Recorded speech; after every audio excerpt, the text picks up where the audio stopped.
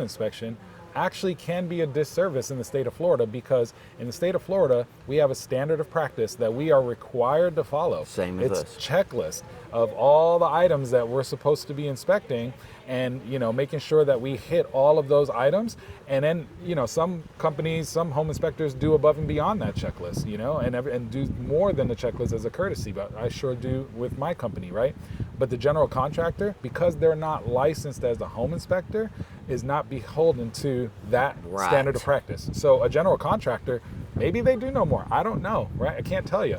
But what I do know is that they can just walk into a house, kind of look around and say, I don't like that, I don't like this, and that's it. And that's your inspection. Right. So hiring a general contractor versus a home inspector, listen, we got two different lanes. I respect what they do. There's some general contractors that I absolutely trust, in this area. I got somebody doing some work for me at my house and all this, and I just know who the good ones are. Yeah. But not everybody is. And so you want to make sure you're hiring a competent home inspector, a qualified home inspector, a trained home inspector who's going to follow that Florida standard of practice and make sure that you're getting everything you need in your inspection. Absolutely. Yep. And if you're going to build a house or do any kind of remodeling, check with your local home inspectors, see who good builders are. Yeah. Because we see their work. Yeah.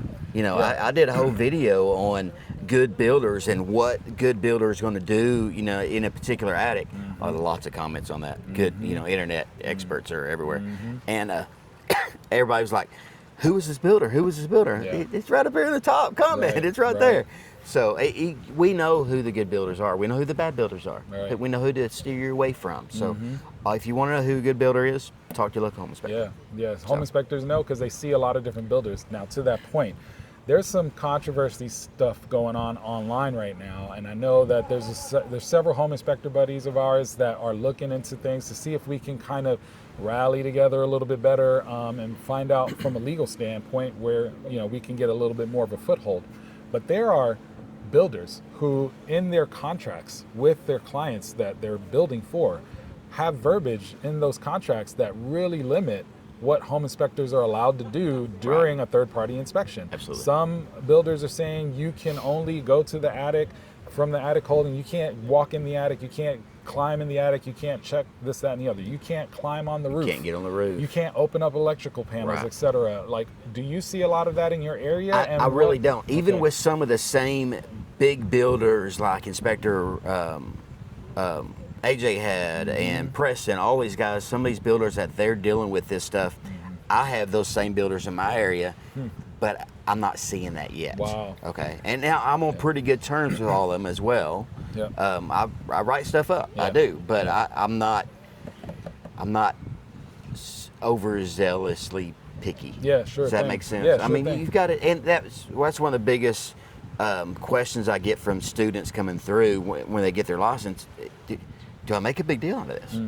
And my question to them, I always answer a question with a question to make them think. Is there any damage? Is it causing damage? Is there potential to cause damage later?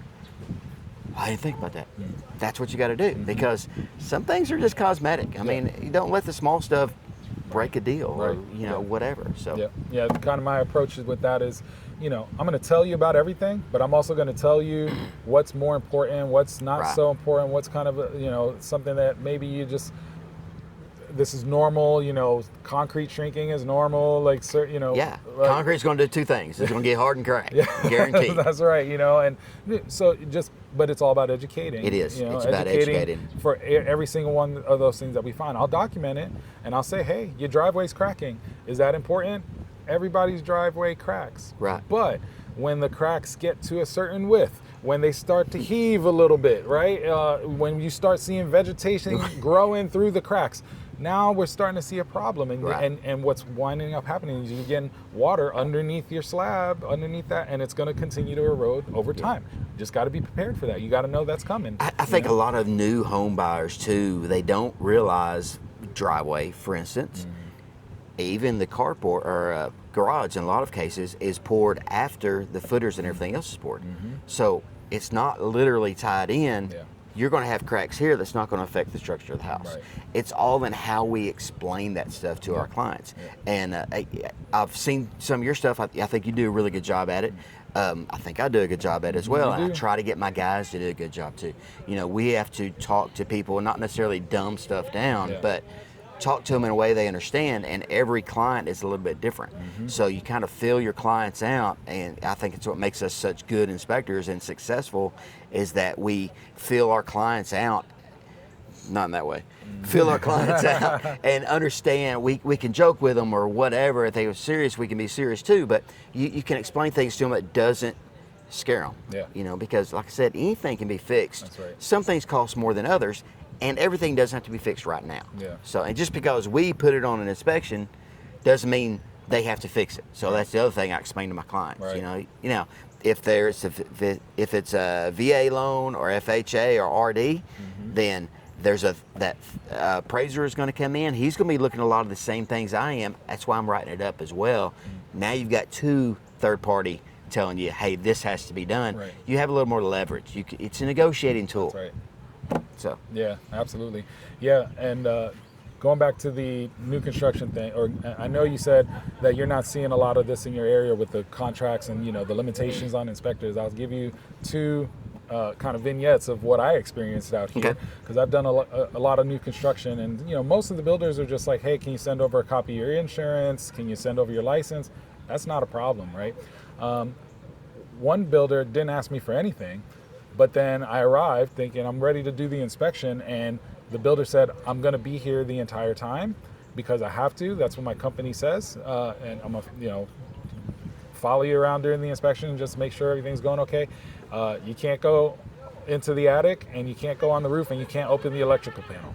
Like that, when I arrived at the inspection, that's when I was told all of those things. Okay. And my client was out of town, right? And so I was like, well, I've got to do this inspection. I'm going to inform my client everything that I was just told. Those are the things I can't do. I'm going to look at the outside of your electrical panel. It looks like an electrical panel to me. I'm fortunate that I'm FAA drone licensed, and I was able to fly my, you know, drone to be able to inspect the roof, and there was roof problems. Yeah. So saying you can't get on the roof, you know, I wonder why. Because you got roof problems. Exactly. And then, you know, not being able to go to the attic is, you know, I went in as far as I could, as I was allowed to, zoom in with a really good camera and get every shot that I possibly could. But that's a limitation that the builder put on me the moment I stepped on the property. Yeah, unbelievable. Yeah. So Well, and that's one. It brings up a good point in that the whole real estate industry, especially from our point of view, really needs to be, I don't want to say revamped, but there needs to be some sort of standard. I mean, we have standards, obviously, as home inspectors, but those standards, you've got a standards of practice that probably requires you to remove that dead front cover, right? They're saying you can't do that. Well, that goes against our standards of practice. So they're literally prohibiting us from doing our job. Right. Yeah. So. Yeah, it's pretty rough. Then there was another contract issue that I went through, and this was probably the most egregious one that I've seen. But got a job booked with a client, said, hey, this is my builder. They're gonna, you know, be in contact with you for access to the property, etc. The builder sends me a document that they want me to sign. And inside, so it's a contract between me and the builder, right? It's separate from what the client has. And the contract stated that the home inspector cannot hold the builder liable for any problems that causes any sort of harm to the home inspector.